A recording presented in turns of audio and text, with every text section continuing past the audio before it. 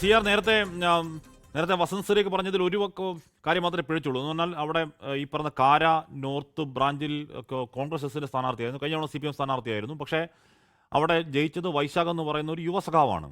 അവിടെ അദ്ദേഹം branch secretary ആയിരുന്നു, പുറത്താക്കിയതാണ്. പാർട്ടി കോട്ടയാണ്. പുറത്താക്കാനുള്ള കാരണം അന്ന് ഈ ഏതോ ഉത്സവപ്പറമ്പിലുണ്ടായ എന്തോ തർക്കത്തിന്റെ പേരിൽ അവിടെയുള്ള കുട്ടികളെ ചോദ്യം ചെയ്യാൻ DYFI മേഖലാ ഭാരവാഹികൾ വടിവാളുമായി ചോദ്യം ചെയ്യാൻ വന്നു. അത് വൈശാഖ് ചോദ്യം ചെയ്തു. അത് തെറ്റാണെന്ന് പരാതി കൊടുത്തപ്പോൾ ഇതുപോലെ കമ്മീഷനെ വെച്ച് കമ്മീഷന് റിപ്പോർട്ട് വന്നപ്പോഴേക്കും വടിവാളിലെ വാള് മാറി അത് കേവലം വടി മാത്രമായി. അതിനെതിരെ പിന്നെയും പോരാട്ടങ്ങൾ, പാർട്ടിയിൽ നിന്ന് പുറത്തേക്ക് പോകുന്നു. ഈ പറയുന്ന TP ചന്ദ്രശേഖരൻ അനുഭവം ഉണ്ടാകുന്ന വിരട്ടിനെയൊക്കെ അതിജീവിച്ചുകൊണ്ട് വൈശാഖ് അവിടെ മത്സരിക്കാൻ ഇറങ്ങി, സ്വതന്ത്രനായി. കാര എന്ന് പറയുന്നത് പാർട്ടി കോട്ട, പാർട്ടിയുടെ കൊടുങ്കോട്ട. ആ കൊടുങ്കോട്ടയിൽ വൈശാഖ് ജയിക്കുകയും LDF സ്ഥാനാർത്ഥി 3ാം സ്ഥാനത്തേക്ക് മൂക്കുകുത്തി പോവുകയും ചെയ്യുന്ന സാഹചര്യം അവിടെ ഉണ്ട്. ജയിച്ചിറങ്ങിയ വൈശാഖിനെ ഐഷ ഉമ്മ എന്ന് പറയുന്ന ഒരാൾ മാല ഇട്ടപ്പോഴത്തേക്ക് ലോക്കൽ സെക്രട്ടറി ഒന്ന് മാല പൊട്ടിച്ചെറിഞ്ഞ ചരിത്രം ഒക്കെ അവിടെ ഉണ്ട്. ഞാൻ ചോദിച്ചത് ശ്രീ CR നീലകണ്ഠൻ, അങ്ങനെ പുതിയ കുട്ടികൾ ഇറങ്ങി നിന്ന് ഈ പറയുന്ന നേരത്തെ ശ്രീ വസന്ത് പറഞ്ഞ പോലെ കോഴിക്ക് മുല വന്നു എന്ന് പറഞ്ഞാൽ അംഗീകരിക്കാത്ത കുട്ടികൾ തിരിച്ച് ചോദ്യം ചെയ്യുന്ന കാലത്ത് ഫണ്ട് തട്ടിപ്പ് ആരോപണം ഉണ്ടാകുമ്പോൾ പാർട്ടി പരിപാടിയും ആർട്ടിക്കിളും പറഞ്ഞു വെച്ചാൽ പിടിച്ചിരിക്കാൻ പറ്റുമോ പുതിയ കാലത്ത് CR? അല്ല, അവിടെ തന്നെയാണ് പ്രശ്നം. ഇപ്പോൾ അഡ്വക്കേറ്റ് പ്രജിയോ അടക്കമുള്ള ഇപ്പോൾ CPM പിന്താങ്ങുന്ന ആളുകൾ കഴിഞ്ഞൊരു 30-35 വർഷത്തെ ഈ ലോകത്തിൻ്റെ ചരിത്രം പഠിച്ചാൽ മതി. സോവിയറ്റ് യൂണിയൻ അടക്കം, ഈസ്റ്റേൺ യൂറോപ്പിലടക്കം ലോകത്തിൻ്റെ പല ഭാഗത്തും കമ്മ്യൂണിസ്റ്റ് പാർട്ടി ഇല്ലാതായി. ഇപ്പോൾ ഇന്ത്യയിൽ തന്നെ ബംഗാളിലും ത്രിപുരയിലും അടക്കം കമ്മ്യൂണിസ്റ്റ് പാർട്ടി പേരിന് അവിടെ ഇവിടെയൊക്കെ ഉണ്ടാവാം, ഇല്ലെന്ന് ഞാൻ പറയുന്നില്ല. എന്തുകൊണ്ട് സംഭവിച്ചു എന്ന് വലിയ വിശകലനം നടത്തിയിട്ടുണ്ട്. ലോകം മുഴുവൻ മാർക്സിസ്റ്റ് പണ്ഡിതന്മാർ അത് സംബന്ധിച്ച് വിശകലനം നടത്തിയിട്ടുണ്ട്. വളരെ കൃത്യമായി പറഞ്ഞിട്ടുണ്ട്. കാരണം ഒരു ജനാധിപത്യ വ്യവസ്ഥയിൽ എങ്ങനെയാണ് ഒരു പാർട്ടി പ്രവർത്തിക്കേണ്ടത്, അത് സോവിയറ്റ് യൂണിയനിലെ പാർട്ടി പ്രവർത്തിച്ചതുപോലെ പ്രവർത്തിക്കാൻ പറ്റില്ല. ഇപ്പോൾ പ്രജി പറഞ്ഞനുസരിച്ച് സോവിയറ്റ് യൂണിയനിലെ കമ്മിറ്റി തീരുമാനങ്ങളൊക്കെ വളരെ കൃത്യമായിട്ട് എടുത്തു. പക്ഷേ പുറത്തിറങ്ങി വന്നു കഴിഞ്ഞപ്പോൾ അല്ലെങ്കിൽ ഈസ്റ്റ് ജർമ്മനിയിലെ പാർട്ടി വളരെ കൃത്യം തീരുമാനമെടുത്തു, ചെക്കോസ്ലാവിക്കയിലെ പാർട്ടി തീരുമാനമെടുത്തു, പോളണ്ടിലെ പാർട്ടി തീരുമാനമെടുത്തു.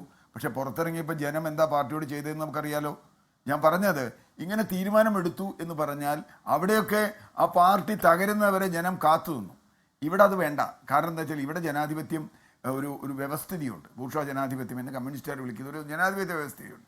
ആ വ്യവസ്ഥിതിക്കകത്ത് വളരെ കൃത്യമായും സുതാര്യവും, അതാണ് ഇപ്പോൾ പ്രശ്നം. ഇപ്പോൾ വളരെ സുതാര്യമാണ്. ഒരു ഡാറ്റ ഇപ്പോൾ കമ്മ്യൂണിസ്റ്റ് പാർട്ടി ഒളിച്ചു വെച്ചാൽ ആ ഡാറ്റ അവിടെ നിൽക്കില്ല. ഇപ്പോൾ നാളെ ഒരുപക്ഷെ ഈ കണക്ക് വേറെ ഏതെങ്കിലും രീതിയിൽ പുറത്തു വരും. അങ്ങനെയാണല്ലോ കമ്മ്യൂണിസ്റ്റ് പാർട്ടിയുടെ പല കാര്യങ്ങളും പുറത്തു വന്നിട്ടുള്ളത്. അങ്ങനെ പുറത്തു വരും. ഇപ്പോൾ ഞാൻ ഒരൊറ്റ ഉദാഹരണം പറയാം, ഹാഷ്മിക്ക് നല്ല ഓർമ്മയുണ്ടാവും. 2006 VS അച്യുതാനന്ദൻ സ്ഥാനാർത്ഥിയാകണ്ട എന്ന് പാർട്ടി തീരുമാനിക്കുകയും അവസാനം VS അച്യുതാനന്ദനെ സ്ഥാനാർത്ഥിയാക്കണമെന്ന് ജനങ്ങൾ തെരുവിലിറങ്ങുകയും ചെയ്തപ്പോൾ പാർട്ടിക്ക് മാറ്റേണ്ടി വന്നു. പാർട്ടി തീരുമാനമാണ്, പാർട്ടി തീരുമാനം മാറ്റാലോ. പാർട്ടി തീരുമാനം എന്തുകൊണ്ട് മാറ്റിയില്ല? ഇവിടെ ചോദ്യം അതാണ്. ഇത് ആദ്യം ഉണ്ടായ സംഭവമല്ല. ഈ സംഭവം ഉണ്ടാകുമ്പോൾ പാർട്ടി 5 ലക്ഷം രൂപ തിരിച്ചു മേടിച്ച് ആ കുടുംബത്തിന് കൊടുക്കേണ്ട ചുമതല പാർട്ടിക്കില്ലേ? എന്തേ പാർട്ടി ചെയ്യാഞ്ഞത്? ഈ വക്കീലിന് കൊടുത്തോ, ജഡ്ജിക്ക് കൊടുത്തോ, ആർക്ക് കൊടുത്തോ എന്നറിയണ്ട. പിന്നെ കേസുമായി ബന്ധപ്പെട്ട് തോൽവിയുടെ കാര്യം ഞാനിപ്പോൾ അത് ഇവിടെ സൂചിപ്പിച്ചു. ഇങ്ങനെ കാണുന്ന ഒരു പാർട്ടി പ്രവർത്തകനെ സംബന്ധിച്ചിടത്തോളം, രാവും പകലും ഉറക്കമൊഴിച്ച് പ്രവർത്തിക്കുന്ന പാർട്ടി പ്രവർത്തകരെ സംബന്ധിച്ചിടത്തോളം ഈ പാർട്ടിയുടെ ഭരണഘടനയിൽ 19.3 16.2 ഉണ്ട് എന്ന് പറഞ്ഞിട്ട് കാര്യമില്ല. കാരണം അത് ചെയ്യുമ്പോൾ പാർട്ടി നേതൃത്വം സത്യസന്ധമായിരിക്കും എന്ന വിശ്വാസത്തിലാണ് ആ ക്ലോസൊക്കെ എഴുതിയിട്ടുള്ളത്. അവർ തട്ടിപ്പുകാരില്ല എന്നുള്ളത് കൊണ്ടാണ്. അങ്ങനെ തട്ടിപ്പുകാരായ പാർട്ടി നേതാക്കൾ വന്നു കഴിഞ്ഞാൽ ഇതുപോലെ പാർട്ടി ബ്യൂറോക്രസിയിൽ തകർന്നു പോകും എന്ന് തന്നെയാണ് ലോകത്തെ കമ്മ്യൂണിസ്റ്റ് പാർട്ടിയുടെ ചരിത്രം. അതിന് ലോകത്ത് ഒരുപക്ഷെ ഇന്ന് ഏറ്റവും എളുപ്പമാണ്.